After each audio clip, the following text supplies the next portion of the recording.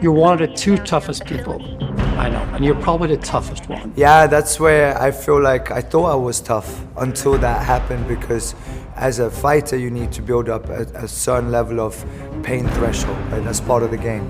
But real pain isn't physical, real pain is mental, emotional, and the toughest fight I've fought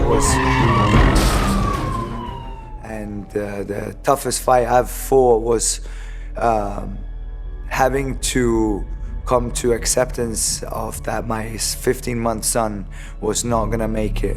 He was killed by a drunk driver, and when my son was taken at first, we thought he was gonna make it. He had a pulse, his heart was beating. One of the police officers who was performing CPR on him got his heart to start again.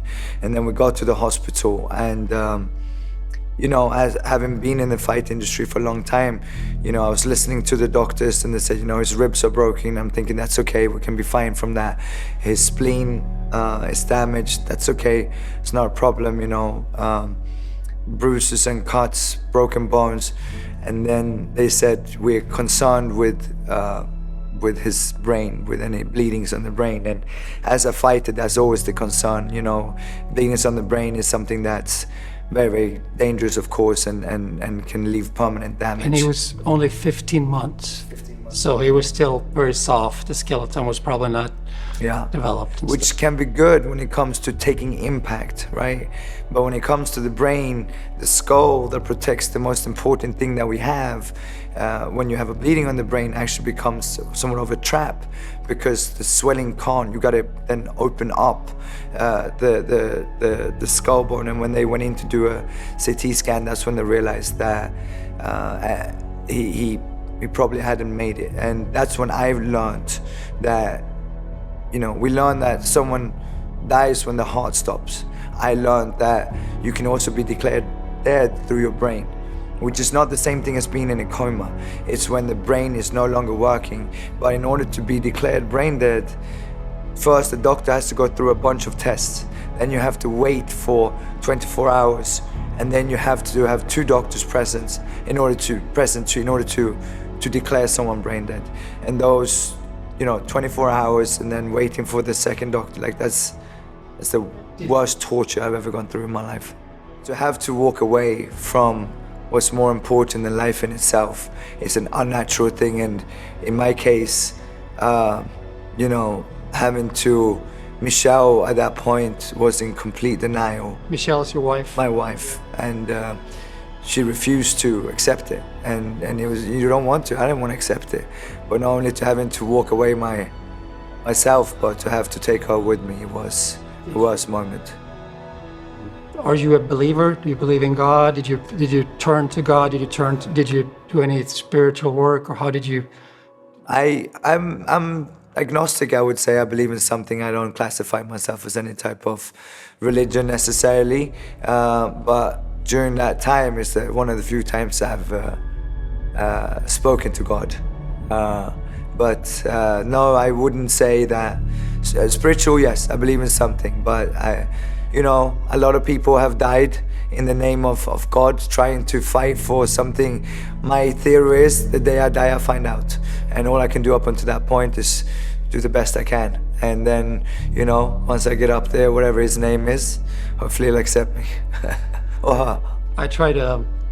I'm a little bit like you, agnostic, but I also try to speak to God when I was in the ACU, and I try to make a deal with him. I try to make Cat well again, and I'll do whatever you can. And I also spoke to the devil. I was like, I'll make a deal with you. Just make Cat whole again. But yeah. Michelle she did that, and she was really pleading, and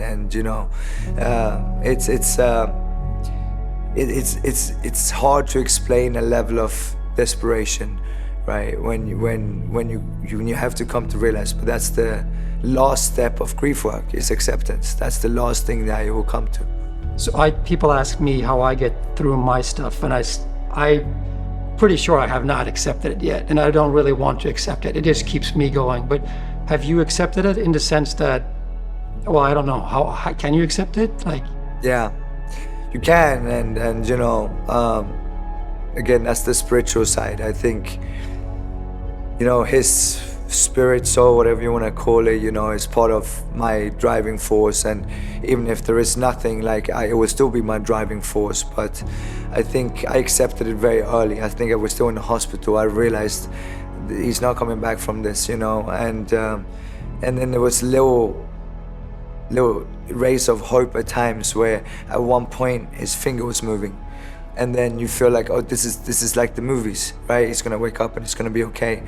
And then having the doctors coming in, right, and you're just it's hard to explain those emotions, and then to find out that those movements don't come from the brain, it comes from the nervous system, and it's common, and that's not any testimony of anything. So I think I was still in the hospital when I accepted it, but that doesn't mean, you look at this 5 or 7 stages of grief, depending on which theory you follow, but it doesn't happen step by step, which I'm sure it goes from one to the next, and you it's like being in a washing machine of emotions. I feel like it goes back and forth and it starts over. Yeah, absolutely. So I think I reached it much earlier than Michelle, in the sense that she refused to accept it. And it was a lady who was driving, and she was drunk. Drunk driving, yeah, 72 drunk years old.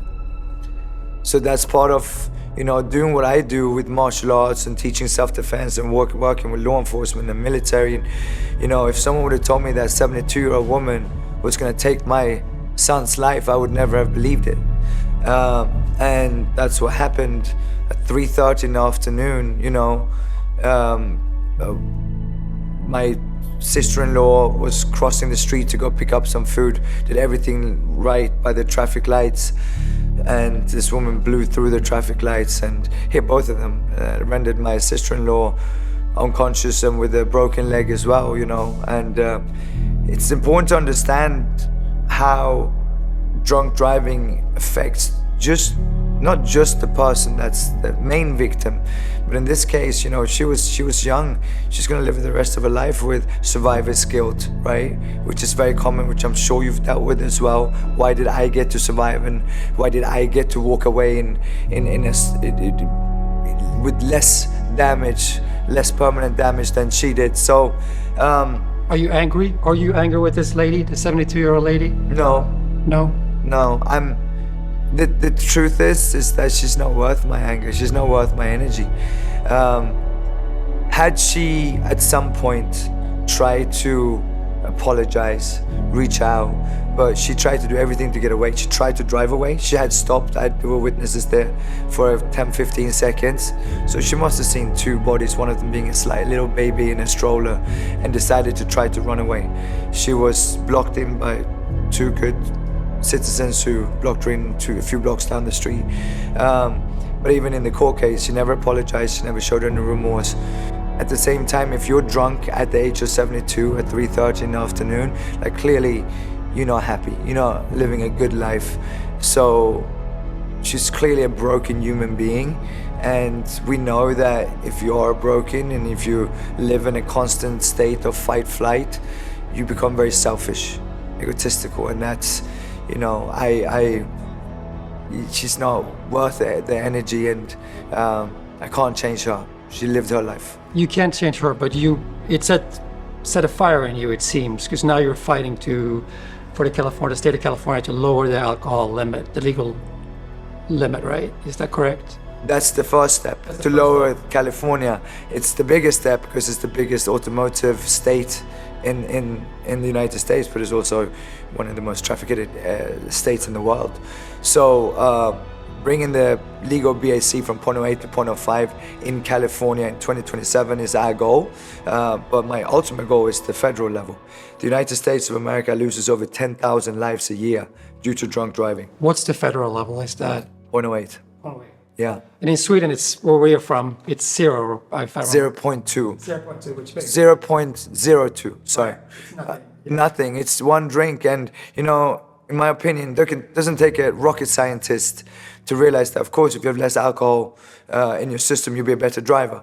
But it's been really difficult to get that message through in the United States. part of it is ignorance and just not having been informed and understanding what each 0.01 of blood alcohol content, BAC, does. And part of it is, and that's what the documentary later on is about as well, is understanding American politics. So I've had to learn a lot in the last few years. I had to learn about grief work. I had to learn about how to start a non-profit. I had to learn about American politics of how it works in theory, and then I had to learn how it actually works and how you have lobbyist groups that are protecting certain interests of certain groups. Well, how is that? Do you become cynical, or are you still hopeful? I mean, I know you before this, Marcus, and I know you're a positive and driven guy, and you were before this happened. But how does it affect you? It's definitely a little scary. Not a little scary. It's very scary. It's very scary, not just for the specific when it comes to drunk driving. You know, to me, that's just the beginning. It's understanding how the political system truly works in America. Doesn't make me cynical, but it does leave me somewhat afraid for the future, and it makes me even more driven and motivated. And I know that we can win. I know we will win because we have science and we have statistics on our side, right? We have more than 100 countries that have already lowered it from 0.08 to 0.05 or lower. We know that it's going to save over 20% of the lives that are lost on an annual basis, which in the United States, with over 10,000 lives lost every year, that's over 2,000 lives saved every single year. And that's not just talking about, I'm just talking about fatalities right now. That's not including people that end up in a wheelchair, that end up, with brain damage, where they can't lead a normal life anymore. It costs American taxpayers $150 billion a year in drunk driving related costs. Here's a way to save money, to save lives, and to, like I mentioned before, instead of, it's not one life taken, it's all the people around, the family members that are left with shattered lives, right? 66% of the US population will at some point be affected by drunk driving. It's insanity that we still have 0.08. Now, Utah was the first state in the United States to lower it to 0.05. I was there in 2018. Now we have the statistics. A lot of times in America, unfortunately, it feels like, oh yeah, it worked over there. We don't know if it's going to work over here. Now we have a state in the United States that lowered it, and surprise, surprise, same numbers, same statistics, a decrease of 20.8% of the fatalities in Utah. I know the first thing I came here couple years after the accident, and the first thing you asked me two things: if I felt guilty and if there was any alcohol involved. And I think I said no, there was no alcohol involved, which it wasn't, and I never drink and drive, and because I was born in Sweden, we were raised not to drink and drive, so that never happens.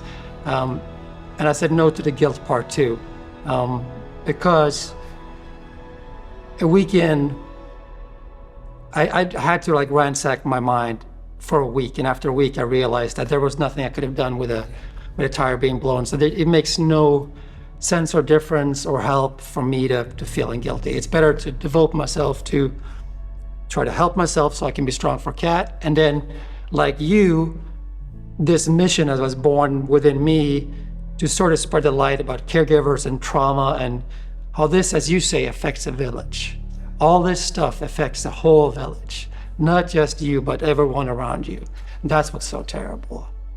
And that's something that, it's easier said than done, because it's important to understand when emotions are running so high, the rational brain, like with Michelle, for example, she was in denial. Rationally, she understood. She's an intelligent woman, but in that moment, it's like, the rational, and it doesn't matter if these are very extreme emotions, right? But she felt guilty.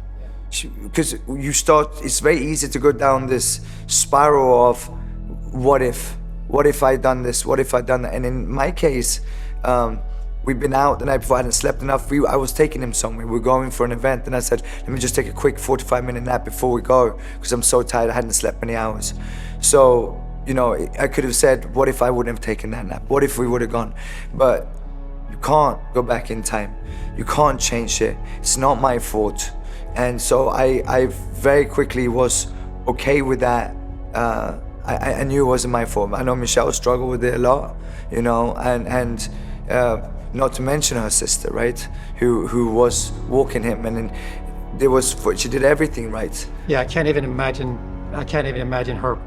Honestly, I can't even imagine her pain right now, to be honest. She must feel terrible. I mean, obviously not her fault, but she must still. And there was, you know, this camera footage of it from a security camera. I haven't seen it, I don't want to see it, but apparently she did everything right. She pressed the button, she waited, she started walking out. The first car was coming, she went back and waited for the first lane, the second lane, and then she was out. There's nothing she could have done. The third lane, this woman blew through the traffic, the lights, and hit them. I don't want to speak for you, Sierra, but Sierra's had her own share of trauma. She's lost a brother and a dad to some terrible circumstances, but how do you feel about hearing all this? Sorry. I wanted to speak on a couple things, yeah, and then I'll share. But my heart breaks for you and your family. Your son did not deserve that. Your sister-in-law didn't deserve that. And as a society, like, nobody wants to be wrong. Nobody wants to be the villain, but we have to be accountable for our actions, even when we do wrong, even when we don't intend to. And to run away from that and hurt a family and not take accountability for her actions, that's inhumane, that's wrong, and like justice and accountability needs to be served for everybody. And it's like you mentioned with politics, it's a lot, it's crazy, but like rules are important because no one should be allowed to, no one should be allowed to get away with doing things that hurt people around them, that make our society weaker and that tear families apart. And it's just inhumane, like I mentioned. So it's just very like heartbreaking, the process, like what you have shared, and we appreciate your vulnerability and you sharing about your family history and your son and his life. And like, you advocate for the people, you advocate and you teach the community how to protect themselves and be strong and like discipline, right? Like, be a leader, not a follower. Take care of yourself. Be aware that your actions don't just impact you, but other people. And yeah, but my heart really breaks. Thank you. And that has been the hardest, you know, I speak a lot, I'm speaking at a lot of schools and to the youth, and a lot of times you hear, especially through social media, find your purpose. Like, I thought I had my purpose, which was martial arts, to teach people. I love what I do. That was my purpose. Sometimes don't worry so much about your purpose will find you. My purpose, I don't want my purpose. I'd hand my purpose back in a heartbeat, right? My true purpose, which has become, and part of it is, you know, this woman. But sometimes when we've been, you know, we're very public and we've been in the news a lot with what we do, and then you get people that write, you know, comments, and that's the double-edged sword of the freedom of speech. And people are saying like, oh, you know, this country is based on freedom, I should have the right to do what I want. And I agree with that. That's one of the beauties of, first and foremost, to protect the freedom of speech is very, very important. But sometimes I feel like in the United States of America, people mistake freedom for, I don't know if I can swear on here, but being a selfish asshole, right? Like, you can be free to do what you want until your actions could potentially affect someone else. Then we have to, like you said, move as a society, right? If you want to drink yourself to death, that's your decision to make. And that's a sad decision, but you can do that. You have the right to do that. But when your decisions could potentially affect someone else, which we know affects over 10,000 lives a year in this country, then it's not. And we have to be able to say, this is madness. So for me, that has become, for you said, creating leaders. Our kids program here at Systems Training Center has become so important because I realized very quickly that, wait, that's a somewhat common attitude, which is like that individualism of America, where it's like, I'm gonna get what's mine, I'm gonna do things my way, which is great, and it's a beauty in that in itself. But again, when it comes to leadership, we have to be able to create leaders that are courageous, that can stand up for what's right, but also compassionate. You gotta lead with empathy. And empathy is probably the main thing that I've learned over the last few years, understanding, and that's part of the reason with this woman who drove the car. It's like, with empathy, you can understand, like, that's a broken soul, right? Like, she's so broken that it's not worth my time. She's at the end of her life. If she's even still alive, I don't even know. I don't care. But I want to change the next generation. The truth is, when it comes to drunk driving, we are one generation away from self-driving cars, right? That's going to take care of drunk driving, distracted driving, drowsy driving, all of it, right? But for me, it's not just the fact that you will be okay because the car will drive by itself. It's the attitude of, I'm not going to drive, like you said, in Sweden. We grow up, I was no angel growing up, but I would not get behind the wheel drinking and driving, because we just don't do that. Because it's something that we're raised with. And that doesn't have necessarily to do, I've realized with time, the fact that we shouldn't drink and drive. It has to do with, I should do well towards my community. And that's important. And I think that's something that the United States, especially in today's United States, where the country is more polarized than ever, is finding unity. And this is, in my opinion, the first step of unity. I don't care if you're Republican, Democrat, black, white, Christian, Jewish, Muslim. The victim impact of drunk driving is equal. So let's start with finding the things that we can unite on instead of all the things that separates us.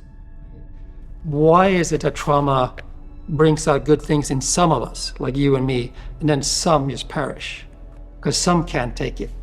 That's a really, really good question. And I think that's the question of humanity, really, because I've met a lot of dads that have lost children. I've lost, and instead of one life lost, now it's 2 lives or 3 lives lost, because a lot of times parents can't stay together afterwards. And it comes down to, you loved someone enough to create life with them, but because that life is gone, you two can't stay together anymore. And it's, what I realized was grief work. Like, we grieve differently. And to be able to respect each other's way of grieving and understanding that it's not going to look the same. So communication becomes key. So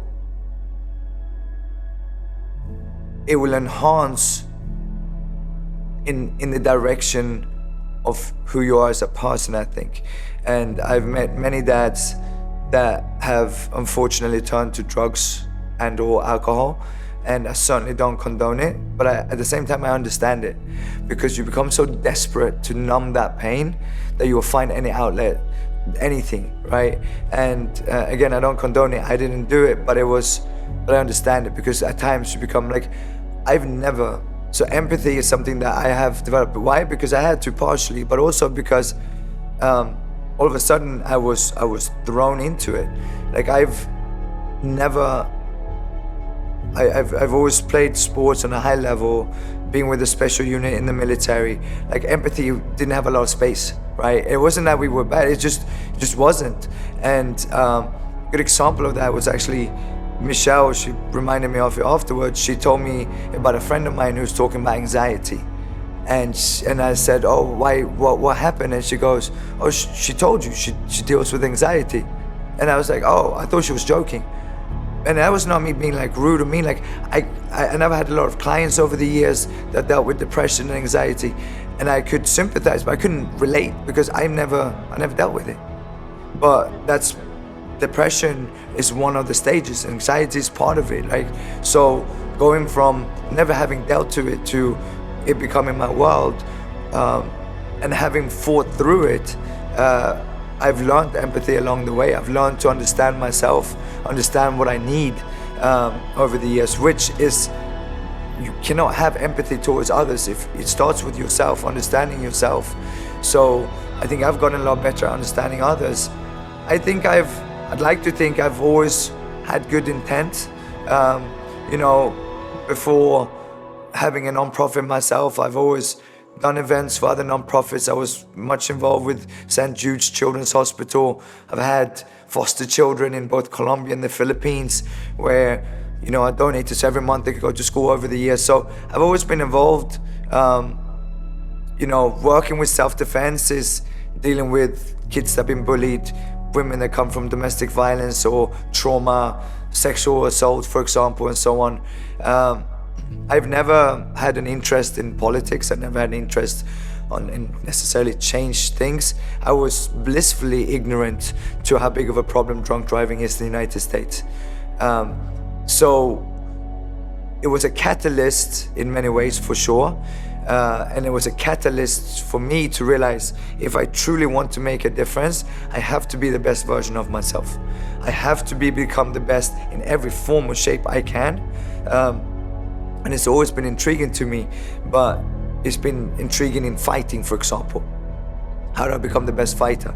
You need mental strength. How do I get the strongest version, become the strongest version of myself? And of course, that played a part in being able to find my way back. But now, understanding that humans need empathy. We need to lead with empathy. If I need you to understand that you cannot get behind the wheel when you've been drinking, I can't start off with telling you you're a fucking idiot for getting behind the wheel, even though that's the truth, right? But I can't start with that. But what I can lead with, please don't get behind the wheel. This is my son.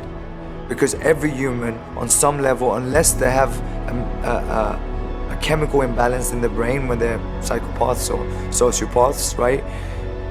You can understand that. And that's the biggest thing I've realized with, and why I have to be so public. 10,000 lives lost every single year is a huge number. That's a jumbo jet crashing every single day, right? But numbers are numbers. Statistics are statistics. Science is science. But it's hard to look at a picture of my son and not feel something.